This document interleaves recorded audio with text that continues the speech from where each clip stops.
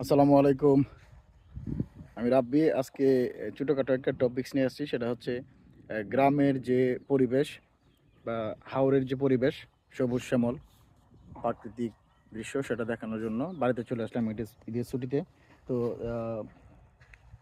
হাওরে চলে আসলাম।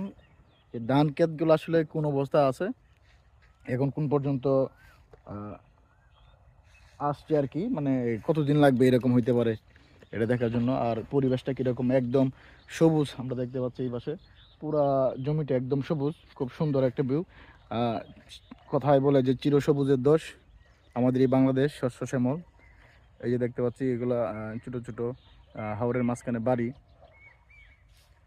আর এই পাশে আবার পাট ক্ষেতের চাষ করছে, পাট ক্ষেতের যে বীজ বপন করা হয়েছে, ছোট ছোট করে কিছু বীজ আবার পেটে চারা গজাচ্ছে এরকম। আর এই পাশে এখনো চারা গজায় নাই, এরকম অবস্থায় আছে। চারদিকে তাকিয়ে যদি দেখি ভিউটা অনেক সুন্দর। গ্রামের পরিবেশ সেটা অন্যরকম। এই যে আমরা যদি দেখি ধান খেতে, বাতাস আসলে যে ধান ক্ষেতের যে পাতাগুলো কত সুন্দরভাবে নড়ে, খুব সুন্দর একটা দৃশ্য, চমৎকার দৃশ্য। ধন্যবাদ সবাইকে।